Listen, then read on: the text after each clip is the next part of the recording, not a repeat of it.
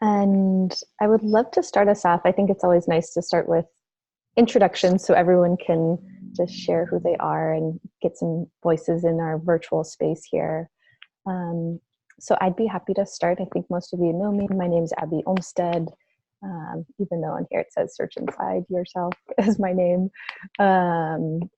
But my main role here at Silly is to support our clients in their implementations of Search Inside Yourself inside of their organizations. And I've also been supporting this group of teachers who have gone through our teacher training program and are bringing Search Inside Yourself, sort of having their own initiatives as internal champions inside of your organizations.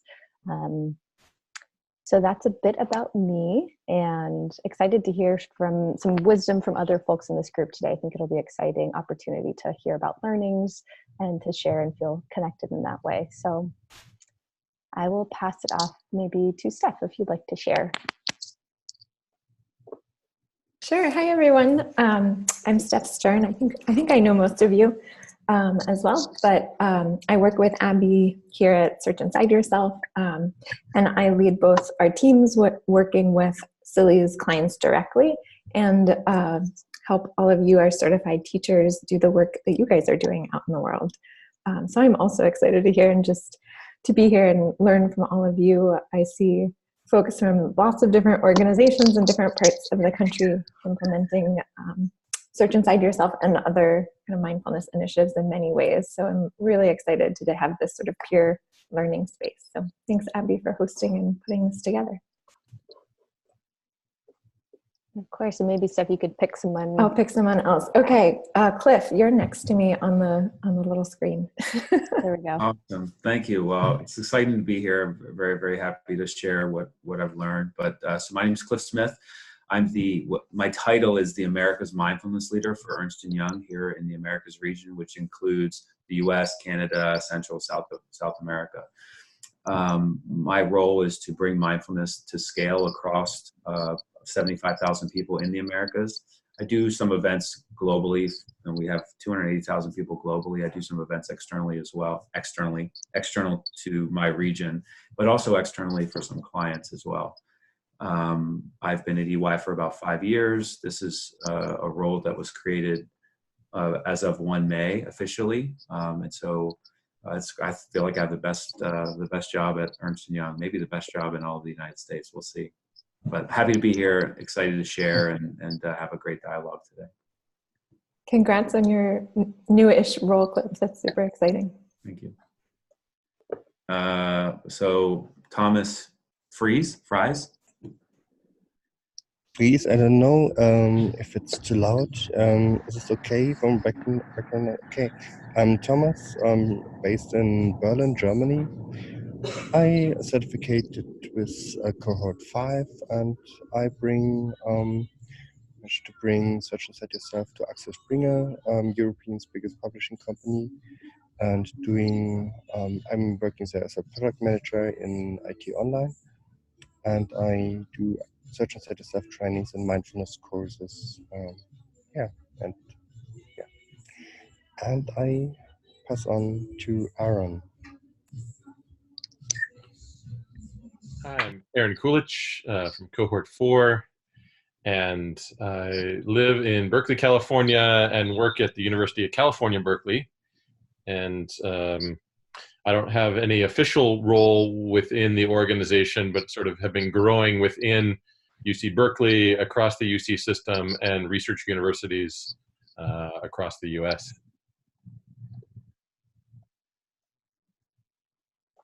Thank you, Aaron. You want to pick who's next? Gisa. Hello, I hope you can hear me. Yes, we can hear you, Gisa. I'm sorry the camera doesn't seem to be portraying me, but you have to figure out some other way. I am in cohort 5 also. I was with Thomas. Hi, Thomas, by the way. I am in top executive development in Telecom, and the intelligence areas for our top 150. So I'm trying to work here, establishing it in that group, but also bringing it to the entire Dutch telecom, which seems to be working step by step, but still a long, long way to go. But I'm super happy to be able to work like this and also to have some of the cohort teacher training now, to have fellow telecom employees joining that. So I get more power to bring mindfulness and motivations work to the group. And I will pick Jacke. Thank you. Yeah, I'm Ralf. I'm located in Schwalbach, close to Frankfurt in Germany, working for Procter & Gamble and trying to introduce Search Inside Yourself to Procter & Gamble in form of a program that we call Improve Your Life within Procter & Gamble. We started with this initiative in 2018 with the first pilot here. And we are now finally in a position where we have 11 internally certified Search Inside Yourself trainers within Procter & Gamble and are starting to deploy the program globally now, which is absolutely exciting, thrilling. It's just, well, how did you put it, Cliff? The best job in the world? So if you have that in the US, then I probably have that in Germany. And I'm totally happy about that. Also, this is my first time together with this community. So it's great to see this community being in place and being able to become part of that. So thanks a lot for setting this up, Abby. Much appreciated. It's great to have you, Ralph. Thank you. And I hand over to who was not yet there. I think Jared may be the last, or Stephen as well. Okay, then Jared, why don't you take over? Thanks, hey everyone. I'm also about to be driving shortly, so that is why you can't see me. I work with Disney channels, and we also in cohort 4, and I've been rolling out the program over the last couple of years, just within the Disney channels organization, and then with really good success. And so the thing that's been top of mind for me now is kind of how do I break it out of our organization into the rest of the company. So yeah, that's kind of where my mind is right now. And you said Stephen was the last person, Abby? Yes, I think Stephen is all right, the last. Pass it to Stephen. Thank you.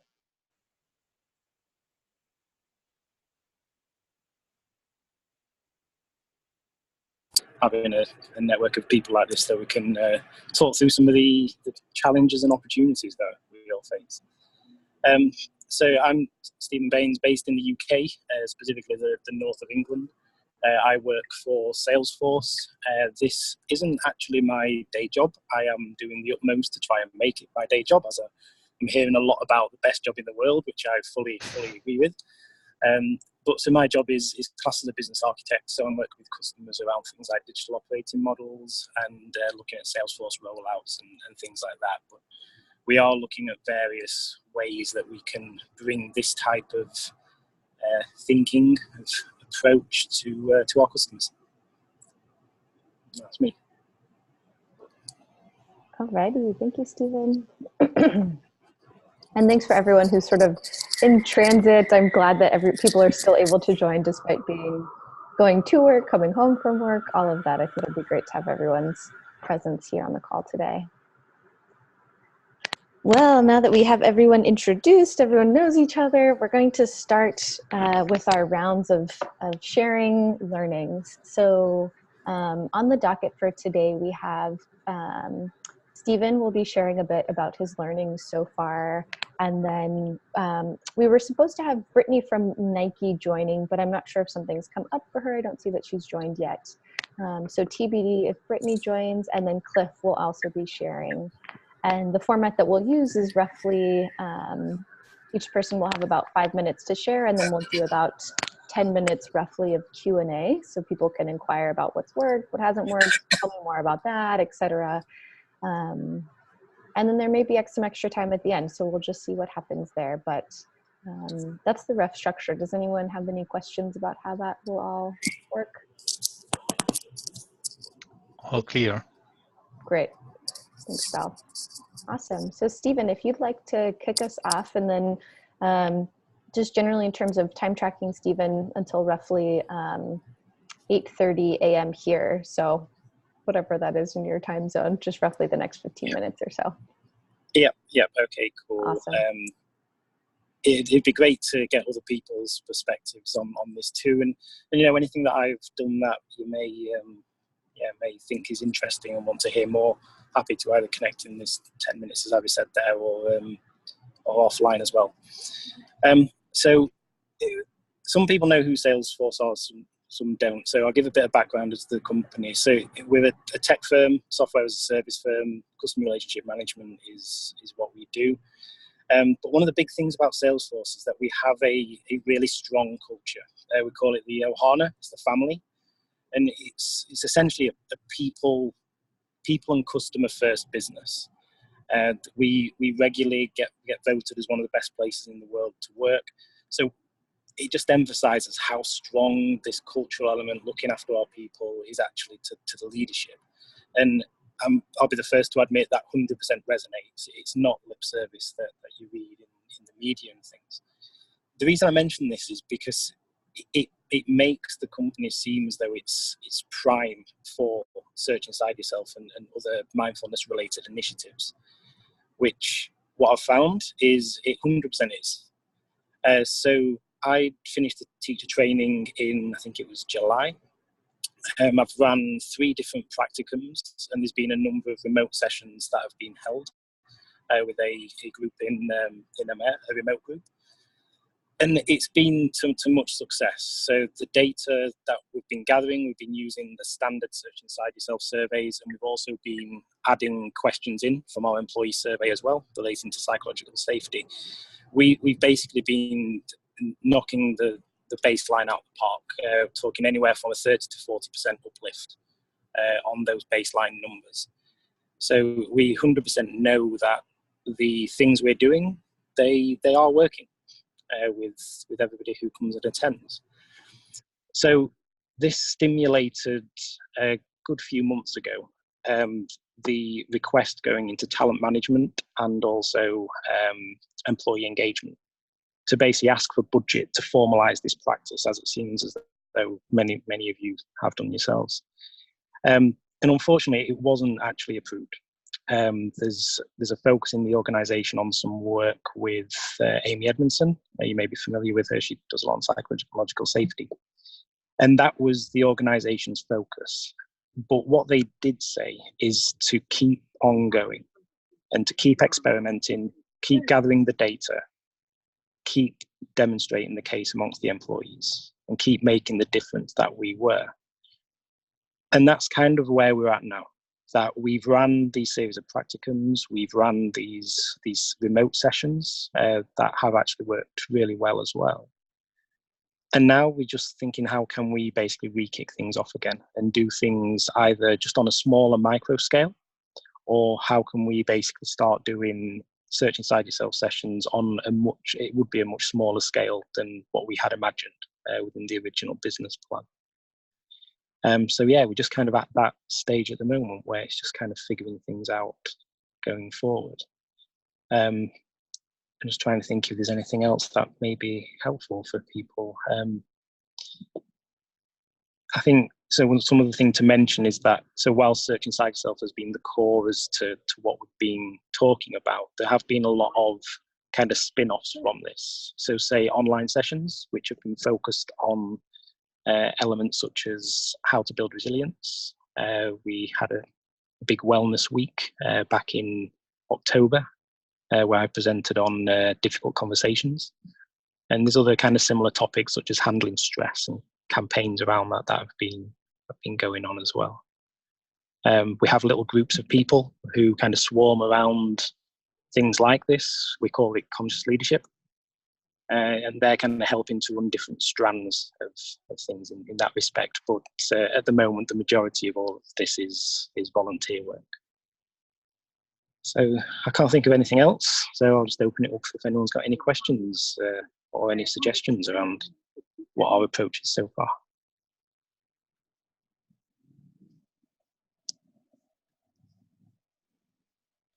indeed, I would have a question, Stephen. This is Ralph. Hi, Ralph.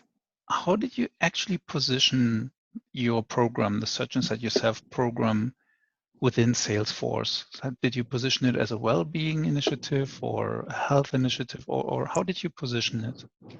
Yeah, it's been a blend of things, because the way that we saw it is that it was a talent development opportunity, because we was basically developing people to become better leaders. We also positioned it as a wellness initiative, because we was working on reducing stress, improving kind of general metrics associated with happiness and so on. But then also the third wheel, which is the one that piqued a lot of people's interest, is the opportunity to take the Salesforce culture and work with customers on this. So it was, how could we use Search Inside Yourself and other related things to essentially let the culture kind of drip out of the organization. So yeah, those are the three kind of strands that we was positioning it around. Mm-hmm. And was there any of these strands that resonated better than others with your whoever ultimately was supposed to approve your business case? So the customer angle has been the most interesting to the most people. Okay. However, the other two, it's recognized by pretty much everybody in the business that I speak to, that those two are incredibly important and that we need something to focus on them in this space. Mm-hmm. It's just the reason for the business case being turned down was because of, it's basically, as it usually is, it's the finance reasons. And, no surprise there. Yeah, and basically the ask for me, which I should have actually mentioned, was we have this program that Amy Edmondson helped to co-develop. And the ask of talent development has been to understand how Search Inside Yourself links with that program. Ah. Because the last thing they want is to create something that is just the exact same. But yeah, so that exercise is underway to understand how it adds value to it.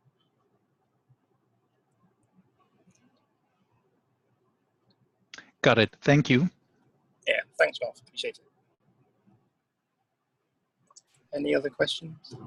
Stephen, I was going to ask if you wanted to share a bit about, I think that you had done a lot to think about not only just Search Inside Yourself as, one intervention, but sort of what a fuller offering of sustainment sort of support would look like. And I know that's obviously like still in the works and still in that phase, but what was your process like in terms of thinking through, with a group of other people at Salesforce of what a more, end-to-end support solution looked like and how you went about evaluating that?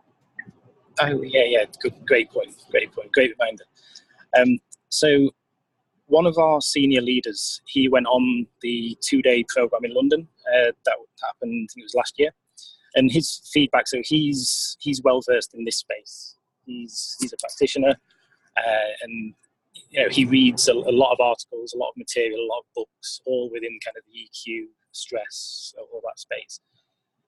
And he said the program is brilliant. He said it's taken him years to accumulate the level of knowledge that the program seemed to kind of deliver within that 2-day period.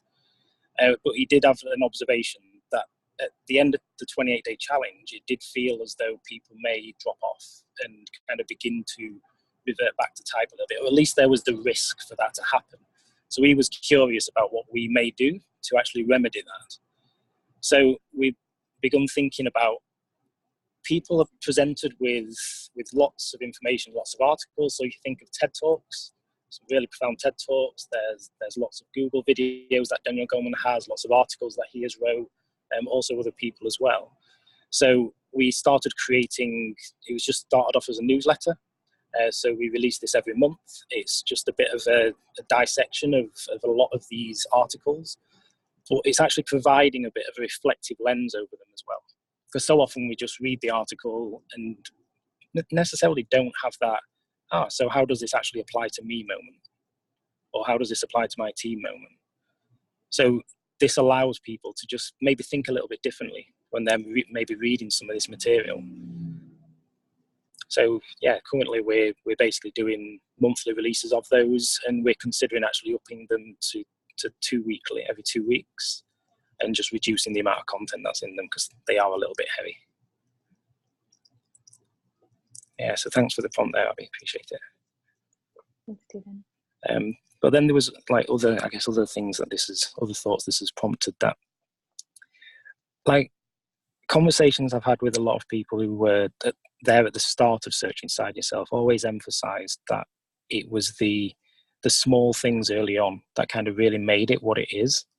And whilst we haven't strictly done this as yet, just hosting a 20-minute virtual sit, maybe once or twice a week to begin with. So it's open to the entire company to attend if they want, and then just gradually scaling that to maybe do it every few days, then every day, and then multiple times a day. So that's something that once we get more people engaged, that we're going to start to look at. Stephen, can I ask another question? Giza here. Yeah, sure, Giza.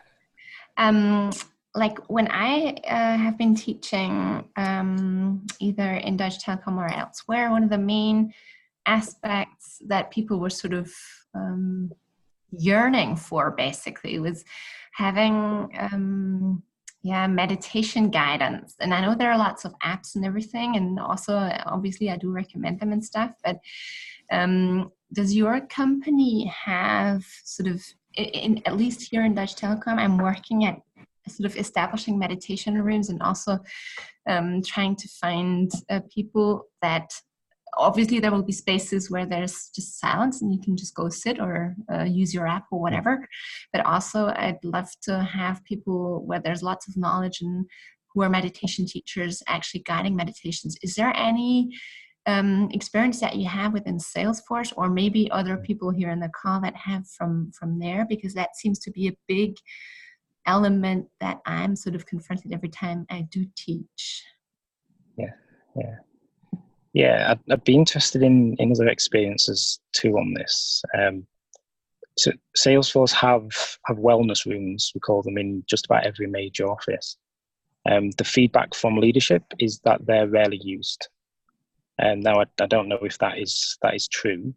I have seen a number of times that people use them for meetings, telephone calls, which isn't necessarily acceptable. I guess the thing that we're being challenged with is how can we give people permission to use them? Because I think the view is that people are in the office to work and may feel guilty about taking time out to sit. Like here, I'm approached by lots of people who just come out of burnout or whatever, had an experience where the meditation sort of really makes part of their life, business and private, a lot, let's say healthier. And they go to their cars to actually find a space where to sit safely and quietly. So if there is any experience about establishing, like I want to establish sort of silent rooms where you can use the sounds for whatever. Like you can sleep there, you can think if you want to, and you can sit if you want to. So I'd be super interested in that one too. But I hear that you have wellness rooms where you can actually meditate, but they are not necessarily, it's not sort of, there needs to be sort of a cultural permission for people to use that. Is that right? It seems so. Like, I think they are used, but I think it's just they're not used as much as people would have liked, given the investment that went into them. I'd be happy to share a couple of pictures of them for setup and so on next time I'm in London. I'd be super interested in that. Yeah. And also appreciate I'm near the end of the time, but also anybody else, what your experiences on rooms, because I think it is an incredibly important element. So I can share from Axel Springer. We have silent rooms. Everybody is allowed to use them all over the house, and especially for people very tired or doing night shifts. And in the beginning of the year, I worked together with health management, and we established a room as a meditation room. I ordered meditation cushions, and we designed it very nicely there's once a week a meditation, a massage course, and the rest of the time the room is open and it's clearly communicated. Everyone is allowed to go there and to meditate. And when I did a mindfulness course in the beginning of the year, I also always told about this room. And but I feel people use this room, but it's difficult for them to start meditating regularly. We did a kind of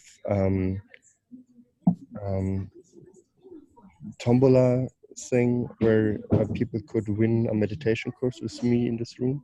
This was kind of fun thing, but it worked well.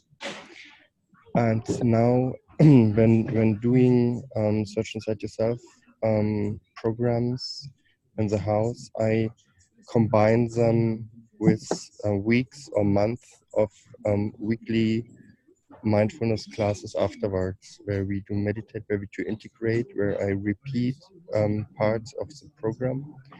So I try to, and it's always with emphasis on people do it on your own, try it. I give small homeworks and start trying it. Start small things, always again with mindful listening units, and I try to set an awareness and to encourage them to just do little amounts of sitting, and I always tell them experience it, just do it for a small amount, and I think it's working. I get good feedback, and yeah, people approach me and say, hey, this has to go on, and then yeah. Great. It's great to hear.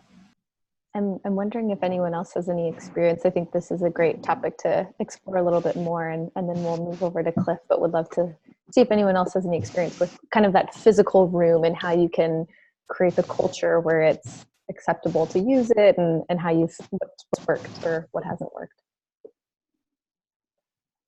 Well, I had some thoughts about that, hearing that, and I've heard this before about Salesforce, that the meditation or the wellness rooms go unused. I wonder also how often the vacation time and sick time goes unused. So our companies are investing in these benefits that are going unused, and people aren't gaining the benefits, aren't getting wellness because they're not making the time to do it. Is there something about SIY that could help unlock the use of those rooms and people really unlocking those benefits that are just sitting there waiting, but both habits and the culture are working against it? And is Salesforce's culture, does that include wellness as part of it? So again, is there some way in which SIY can support that, really to develop that habit, but beyond the 28 days? Because hearing that kind of like question from your leadership, that like, oh yeah, what after the 28 days? Something that occurs to me is, I don't know if anybody here has taken the Engage program, but there's a really beautiful 8-week course that came out of the Engage program that, as part of an engager, we could share with people. And it was basically once a week over the course of 8 weeks, a study and practice group. And I'm wondering if something like that, if that's still kind of available out there, Steph or Abby, is something we could explore as like what to do after the 28-day challenge. That might be available to people if we dusted it off and kind of re-explored some material like that. It's a good question. I would put a pin in that one. I'm not totally sure on where that stands in terms of like product offerings, et cetera, but it is a good question about how to have that. It's sort of what Thomas was describing, these sort of bite-sized little programs that can happen spread out over a course of time. So it's not just, you feel like you have to wander into the meditation room by yourself, but there's something that's sort of bringing you back there over the course of several weeks to kind of build that habit. Any other thoughts or experiences around physical spaces coming together to practice?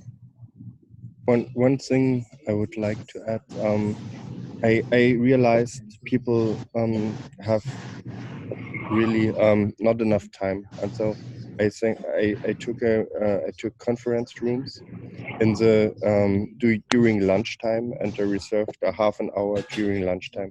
This is people would take this, spending only for this day only half an hour for lunch, but going half an hour for meditation class, and at lunchtime the rooms are free, and it's this worked well.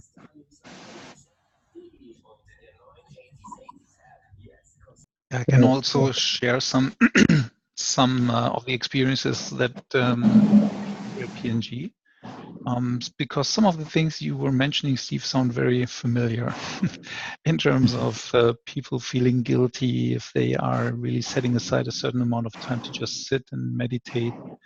It just does not seem to be in the, I would almost say, genes of employees in a company that is striving to be global market leader in certain areas. They feel that this is not something that belongs into a work environment. At least that's the natural tendency that I see with individuals. What Search Inside Yourself does is it breaks that up by proving by experience that if you really take the time, just a few minutes, maybe not even half an hour, maybe just 15 minutes to sit and meditate, you're more productive after that. And if some of the leaders actually experience that, they can be very helpful in changing that part of the culture, because they can then encourage individuals to literally take that time off. And what we did in Procter & Gamble is we formalized that to the degree that we're offering what we call group practice sessions. So we have a dedicated room, which we call the Improve Your Life room, in those sites in which we have activated the program so far. In that room, there is a group practice session, ideally every day at one specific point in time. That point in time depends on the preference of that particular site. So in some sites, it's more in the morning hours. So for example, in European sites, we prefer the morning hours. In the US sites, they prefer rather lunch hours, because then the European business is gone. They are going to bed, so they have a bit more time. They can leverage that time. And what they are doing in these group practice sessions is just getting together, doing maybe something similar to what Thomas just referred to, repeating parts of the program in very short, small doses, like it is done in the 28 Days Challenge, just as a repetition of the basic practices.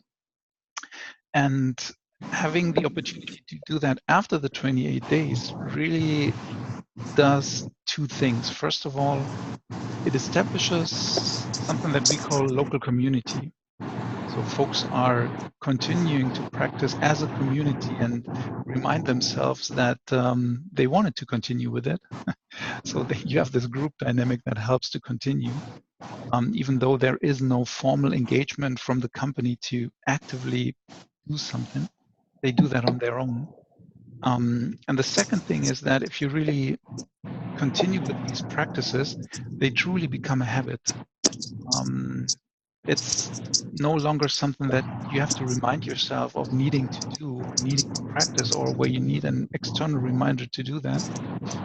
But it becomes an habit for you to include mindfulness in your behavior, in your way of life, rather than applying a skill. And those are two benefits that we're getting out of that we feel are tremendously valuable. And I believe it's helping a lot to establish that culture within our company's culture, and help people to get away from feeling guilty about that. Hey, Ralph, are those group practice sessions that you guys are doing, are they led by other SIY internal teachers? So Ralph is in a unique position of having done a train the trainer internally. So I was just curious, are they sort of volunteer led or led by teachers? Yeah, they are led by teachers.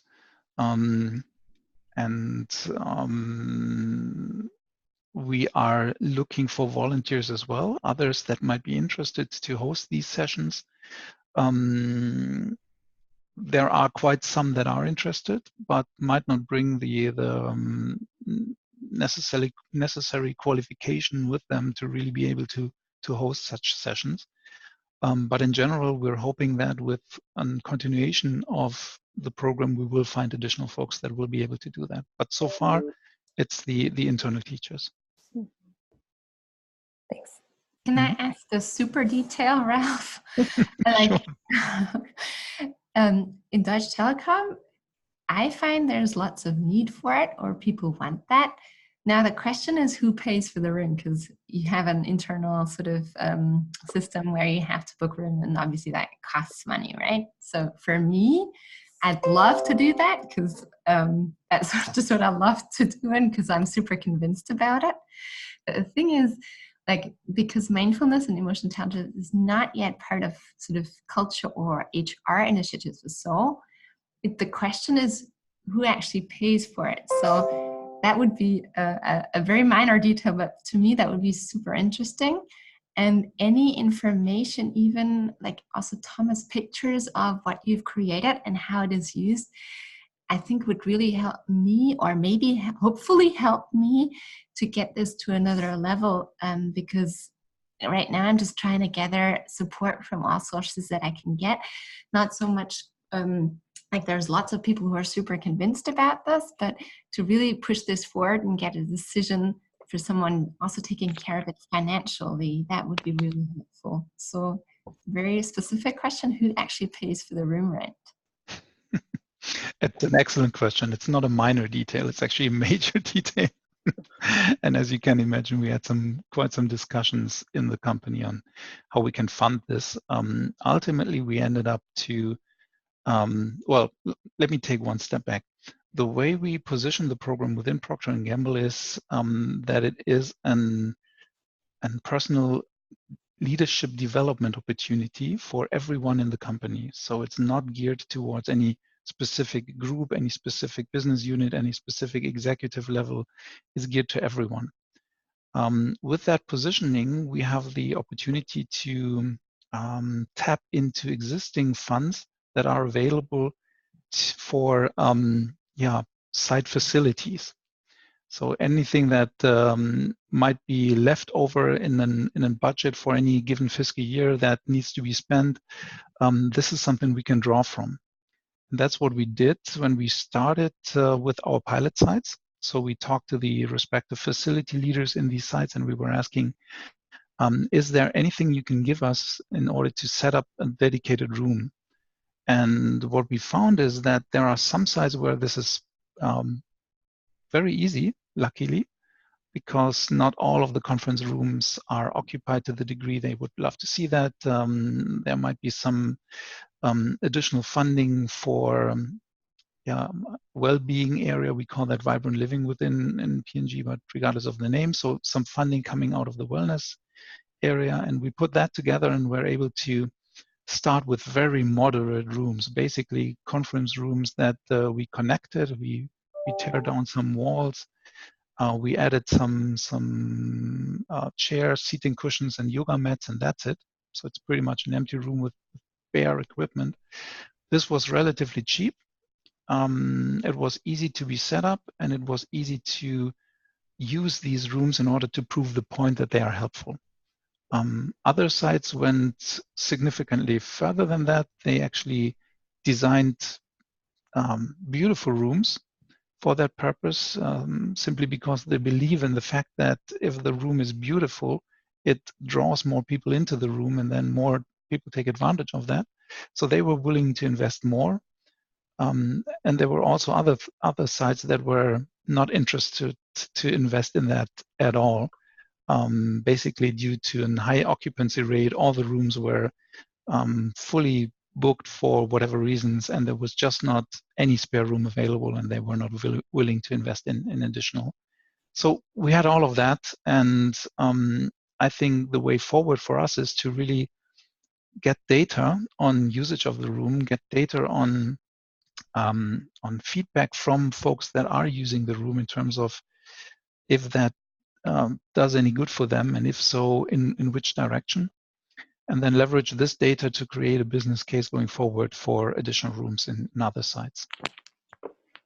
Thank you, Ralph. I would love to, one suggestion that I have for how to continue this conversation would be, I've made a note of everyone who's here today, so I'll send a follow-up email just with the folks that are here today so we can have a bit of a sort of continuation of the conversation. And that way, Thomas, you can send pictures and everyone can kind of brainstorm on some of the questions that came up. But I love the conversation. I feel like there's a lot of energy for it. And I would love to also invite Cliff to share a little bit about, I know Cliff has also been able to really build out a more extensive sort of suite of offerings within Ernst & Young. So really want to hear from Cliff, and then we'll jump back into Q&A. So I'm sure there's going to be new things that come up that people are curious to explore. And yeah, as a next step, I'll start that email thread after this call. So just wanted to sort of transition us a bit. And Cliff, would love if you're able to unmute and share a little bit about what's worked well, what learnings you've had, and then we'll open up for Q&A again. Sure. So thank you. I'll just put, I'm sorry. I just want to say goodbye. Sorry, I have to leave in a few minutes, so I say goodbye now. Bye, Thomas. Thanks, Thomas. Dude, thanks.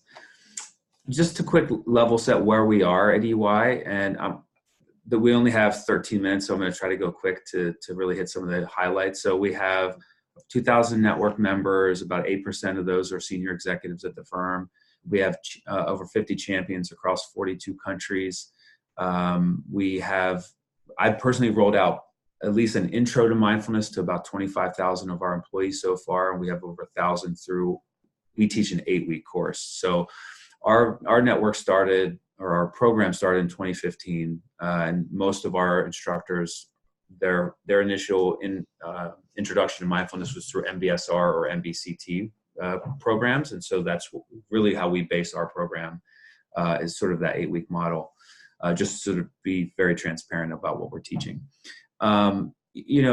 The things that allowed us to be successful, I would say, there's sort of 3 key phases to starting a program, right? It's the initial introduction of the concept, finding champions, and then, and getting leadership buy-in, and then expanding offerings and including something that's post-training, right? Like, what's the community that people can go to after they have their courses? So that's sort of the 3 primary things I think we really focused on. In terms of the intro session, whatever that is, my personal opinion is that is the most important thing in any of these organizations. Certainly in financial services or professional services, the folks that we deal with, there's a couple things that I think are just paramount to do. And the first thing is to really demystify mindfulness, right? There is so much hype around this term, it's becoming a commodity. And so a lot of people sort of want to jump on the bandwagon, and a lot of stuff gets thrown in with mindfulness. I see NLP get thrown in, coaching, certain types of yoga gets thrown in, and there's just a jumble of confusion and misconception. So I think demystifying it, and this isn't to offend anybody on the call. And I sort of swing the pendulum pretty far when I say something like, you don't need beads, you don't need meditation cushions, you don't need yoga mats, you don't need incense. And not to cast any judgments on those things, that you just don't need them in order to practice these practices. They have their context, and this is what I share in my presentation. And in terms of defining it, we use the John Kabat-Zinn, some version of that definition. And then there's a couple elephants, I would say, that are in the room that to address in that first session, and that would be something like, is this a religion? Are you connected to Buddhism by doing this? And so we're very clear about not using the word sati or tanha or any of these sort of Buddhist terms that are often sort of lumped in again with sort of secular mindfulness training. I think it's also important to talk about why they need it.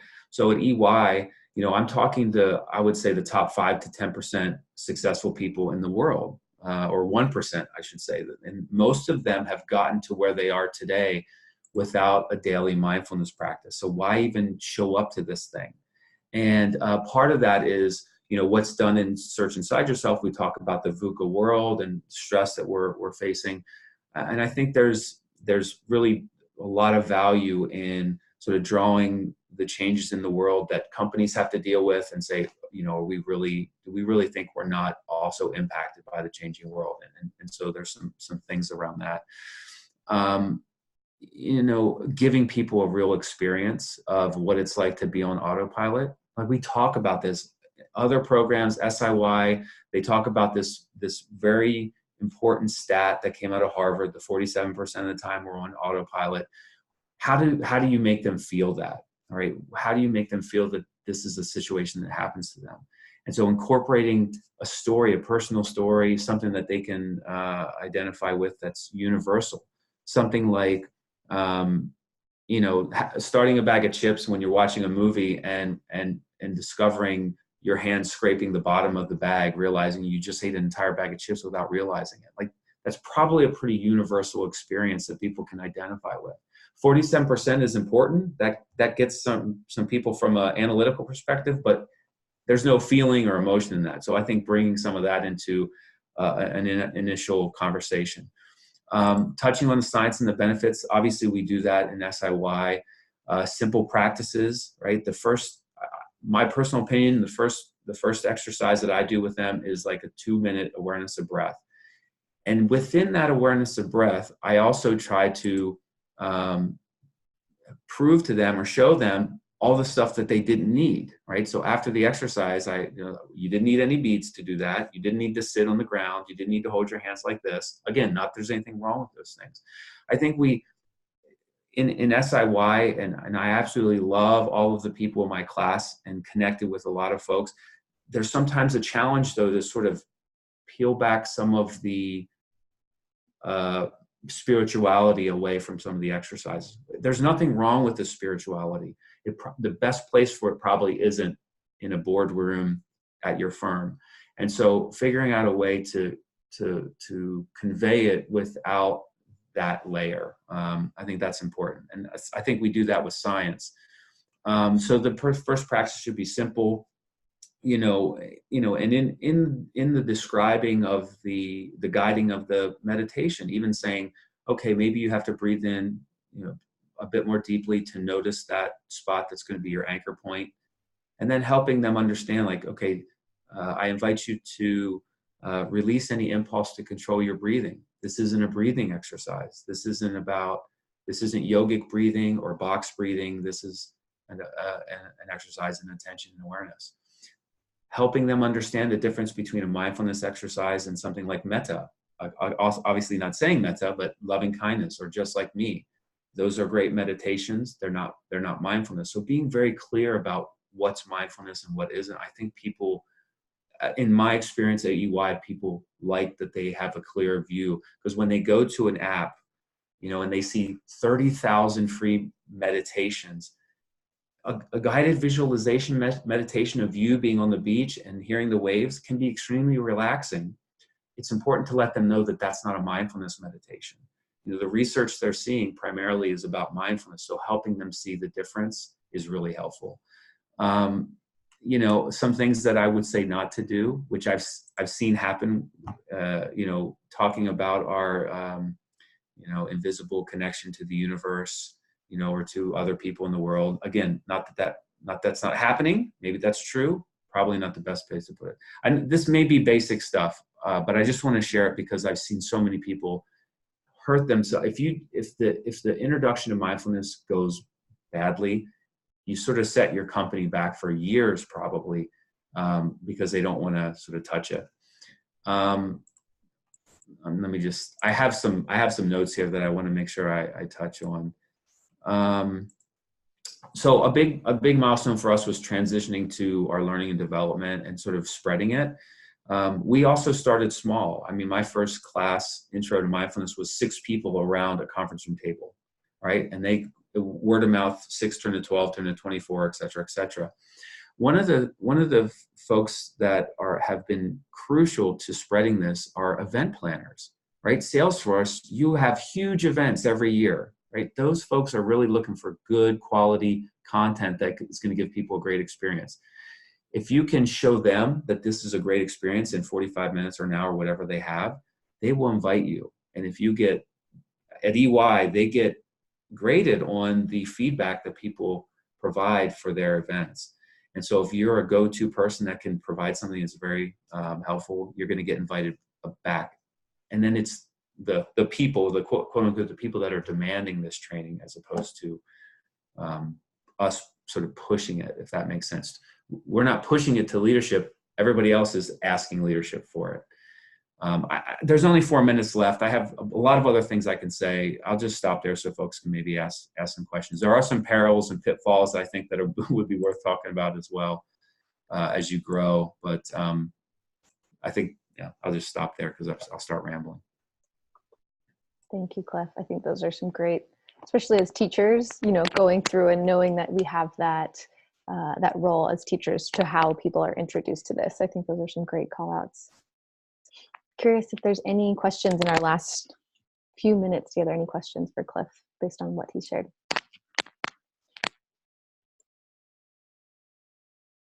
Can we have more time from Cliff? So I think this is an fascinating experience that is already out there with EY or EY. How do you call it? EY, right? Ernst & Young? EY? Okay. EY. Thank you. And I would love to hear more about that. The journey started in 2015 already, so there must be so much and so rich experience that is worthwhile to be shared. Maybe we can spend a bit more time on this particular use case, if you will, and then ask questions while we're going, because while Cliff was talking, there were quite some coming up. So would that be an opportunity and a possibility? Yeah. For me, it's just about working in the schedule. You know, I travel all over the globe really doing this. And so if we can get it scheduled, I'm happy to talk. I'm actually happy to talk a little bit more today. I think I have a little bit of a break between now and 12:30 before my next thing starts, but I'm happy to talk a little bit more if folks want to stay on. It's up to the ladies, though. Yeah. I would say I'm happy to stay on as well. But it sounds like, you know, in terms of finding a time, maybe in 2020, Cliff, if you want to do just a dedicated session, that might be more helpful in terms of, I'm respectful of everyone's time, but it sounds like, yeah, definitely prioritizing hearing your learnings and whatnot. Sure. Yeah, happy to. And I think this would be great to hear in the wider certified teacher community. I've definitely had experiences where people bring in some of their own beliefs, and it's like great to maybe have a sidebar conversation with somebody, but not in the full context. Staying close to the SIY material and staying away from the stuff you're touching on would be helpful advice, I think. I'm not sure I understand that, what you're saying. Just saying that sometimes in teaching with people, they stray from the SIY content and bring in some of their own personal things, like the stuff you were saying, be careful of when you're introducing people. Mm-hmm. I think the way you articulated it is really useful, I think, for our certified teacher community to hear in some way. Yeah, but I have to be honest, I'm not teaching SIY at EY. I'm not teaching SIY. Okay. I mean, there are some elements, you know, obviously we put emotional intelligence in it, and we talked about before, like, how do you package your program? We package it around leadership. This is a leadership program. What I found, for, you know, certain populations, I would say particularly men, like most men don't go and ask for help, right? They're not the folks going to wellness and saying, hey, I have an issue, can I talk to a therapist? I'm having excess stress, how can I handle this? But they will certainly, you know, stampede towards the door for a new leadership program that's going to help them go from good to great. And I think this helps people do that.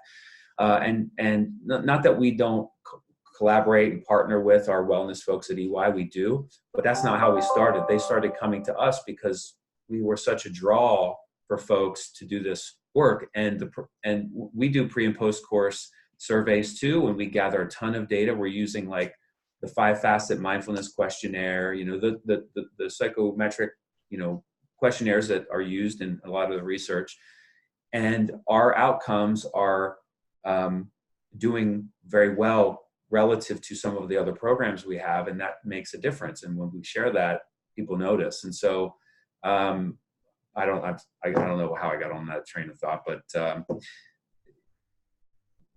yeah, so yeah, so our core program is based primarily on like MBCT, MBSR. We have some of the exercises from SIY in it, quite frankly, like we do mindful listening and empathetic, like to help give them a chance to practice some of this stuff with people. But we do it, so MBSR is like 3 hours a week for 8 weeks straight. I can't get people away. I certainly can't get people away for 2 full days. I can get them away for 90 minutes once a week for 8 weeks. And so we sort of adjusted those.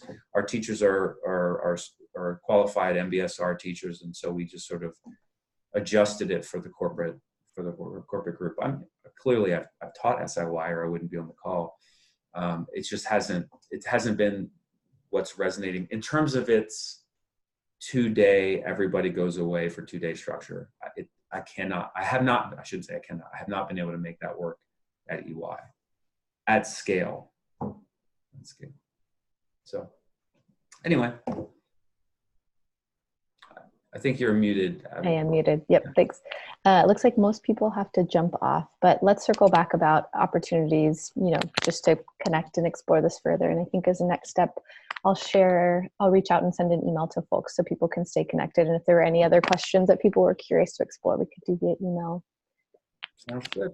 But let's just do 3 cycles of breath as we just sort of close out this. And I know there's a lot of energy that came up from this. So just kind of closing your eyes, and if that feels comfortable, and doing 3, paying attention to 3 cycles of breath.